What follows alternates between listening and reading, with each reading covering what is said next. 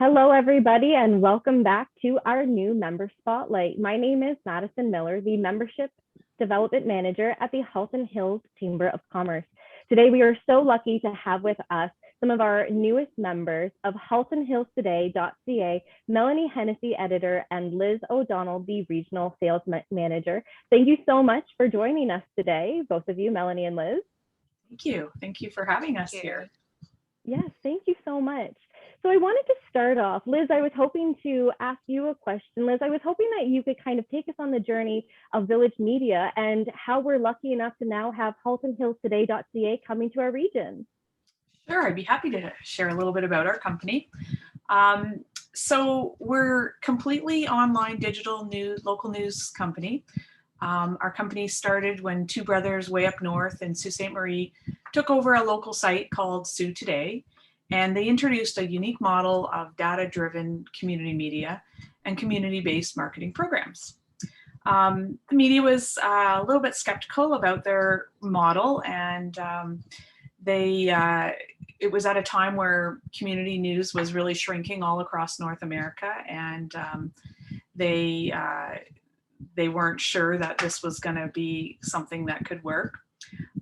Fast forward that today, the Sioux site is serving over 15 million page views a month and has become the local news media information site up in Sault Ste. Marie. So that got us onto the radar of Google down in California, who kind of wanted to know what was going on, and they had a look at our model and said, actually proclaimed that it is the best digital news model on the planet, and it was in fact a sustainable model, and it became time to kind of expand our footprint and to head to Southern Ontario. So we started with a few small sites. We've been consistently growing over the last 5 or 6 years, and basically I'm tripping over my words here. We have a company mandate and our 3 goals that kind of drive our expansion and growth. And basically our mission would be to improve, to save local news. So when we look at our expansion, we look at communities that either there's been a decline in the media or else they are growing and part of the Ontario Grows program and scheduled to become bigger and bigger communities over the next years, and media isn't keeping pace. So where there was a need, that's what's driven our expansion, and so why we're heading to Halton Hills. I think I just answered that question. Halton Hills is growing fast, and people are moving up. And while there is community media there, which is great, there actually needs to be more. The community is growing and has the people to support more news, and they're eager for more news. So within all of that, while we were developing, we developed 3 goals. One of them was, the first one is to help improve the quality of life in the communities we serve. And that's kind of a hokey statement. Sometimes we're like, how are you going to improve the quality of life? And my answer usually is that we have the ability to move the needle. And so we influence, we're influencers. We write good journalism stories about volunteers, and people are inspired to volunteer. We write stories about corporate responsibility, and other businesses think, you know what, we should do something to help out too. We write stories about great youths or athletes or all different things, and it inspires people to do. It's basically nothing short of a great communication piece, and the more communication, the stronger the community you'll see. And so that's how we improve the lives of the communities we serve. Our second mandate is to ensure the transparency and accountability with our public figures and organizations. That one is as old as the day is dawn. Our reporters, Melanie, they ask the tough questions. They hold them to task, and we need that, because if nobody is asking why people are doing things, then that is a very dangerous position, and we can just kind of look around the world to see when there's no accountability. So that one's real easy. Lastly, we work with local businesses to strengthen the local economy. And basically think of it as the purest form of shopping local. We're local journalism where when you spend your advertising dollars with us, they actually pay for Melanie and team to go out into the community and to surface the news and good stories that are happening day in and day out in the community.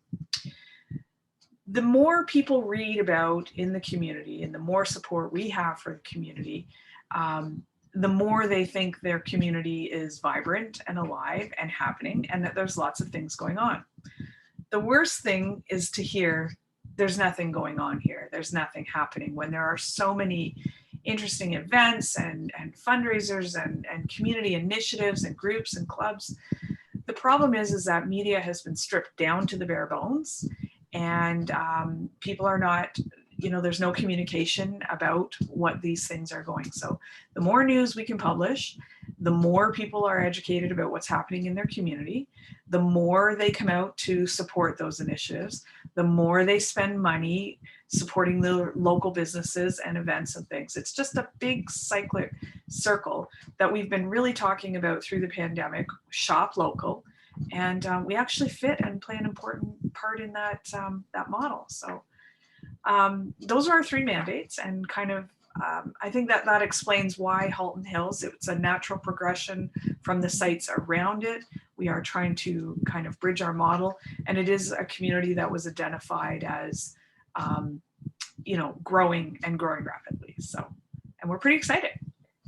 And we're really excited too, Liz. Thank you so much for kind of giving us that background. I really think that exactly what you said, we have so much going on in the community, and having a platform that's really going to be able to shine a light on everything that's happening in the growing community of Halton Hills is just going to be so incredible, and I can't wait. So if we're talking about news stories and the coverage that we might be seeing from Haltonhillstoday.ca, Melanie, are you able to expand a little bit more on what we can expect to see as for articles in the upcoming weeks or coverage in general?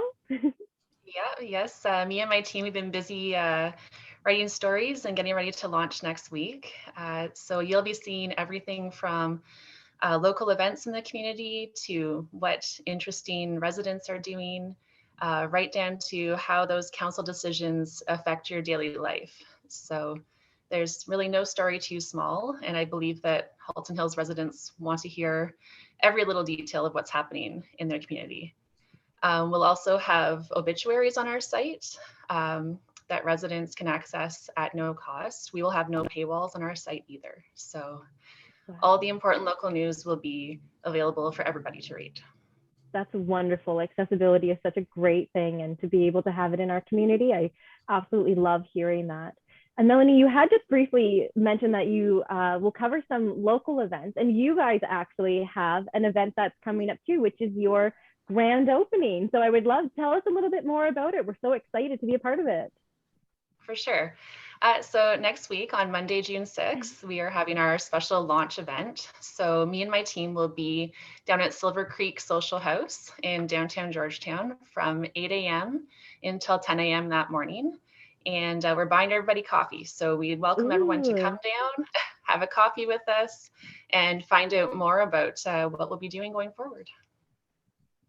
That's so exciting. We can't wait for that event. And as you're saying that we are going to have this community news outlet, I'm sure that there's going to be a lot of members here at the Chamber that are going to be interested in some potential marketing opportunities. So I wanted to see at Haltonhillstoday.ca, do our members have an opportunity to market with you? Maybe yes, I will let Liz speak to that. Okay, perfect. Thanks, Liz.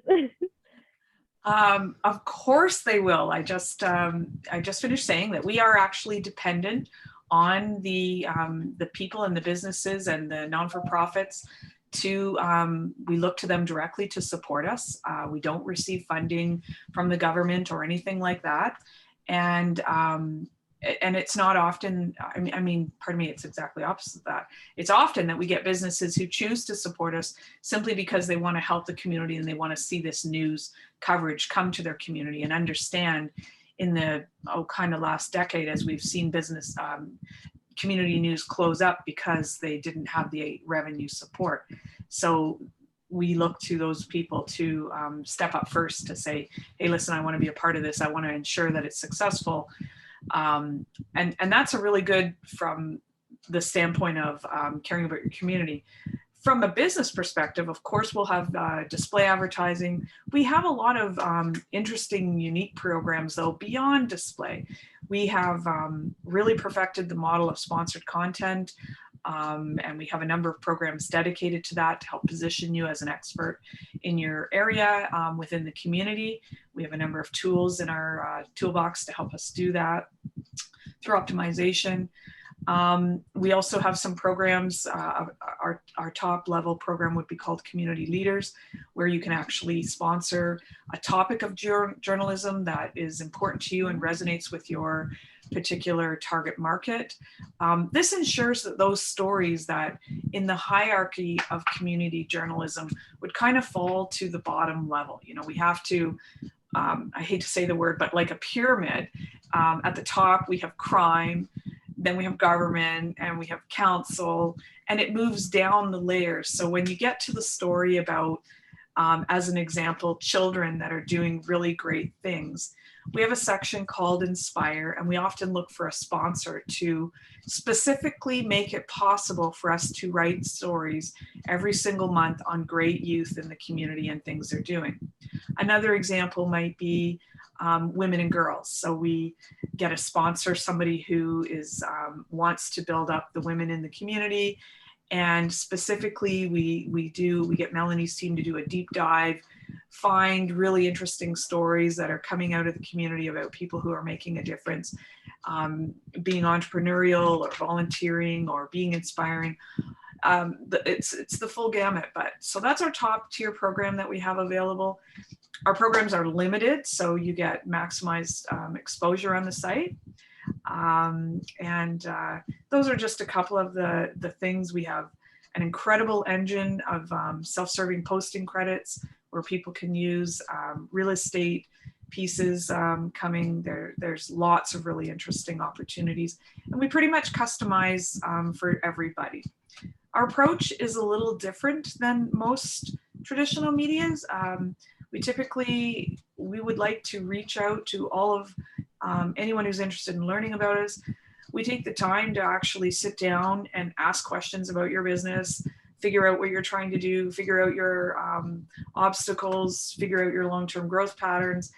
And then we take that, distill that down, and figure out what makes the most sense for how you need to reach your client, the message you want to give, and the purpose of the advertising. So it is a pretty unique approach, and we find that we have a huge success because we actually asked some questions and figured it out, and so that's what we'll be bringing to the Halton Hills area.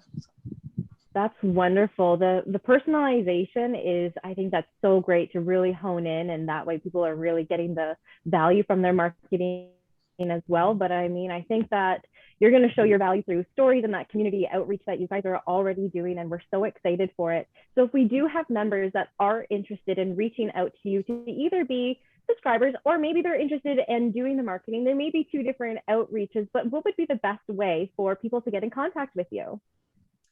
I would say from a marketing standpoint, on the site when it launches on Monday, we will have, in fact, for editorial, it's the same. We will have our contact information down at the very bottom of our homepage and every page.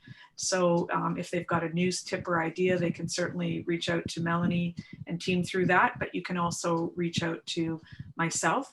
I would encourage anyone who's curious, come on down to the coffee shop on Monday. We're all going to be there. They can ask questions, and it's kind of a, just a casual conversation. So no commitments or anything like that. It's a good time to chat with us. They can reach out that way. Can reach out to Melanie, and she can forward us. So there's a number of ways to reach, but probably I would be the primary contact to deploy my team of 3 that we'll have working in the community. Great. Thank you so much. So Melanie and Liz, thank you so much for taking this time today to speak to me about Haltonhillstoday.ca. We are so excited that you're members. And don't forget, everybody, that the grand opening will be happening at, Melanie, it's Silver Creek Coffee House, correct? Yes. Excellent. And 8 a.m. to 10 a.m. Can't wait to see you there. Thank you again so much for joining us today. And we hope that you all have a wonderful day. Thank you. Thank you. you.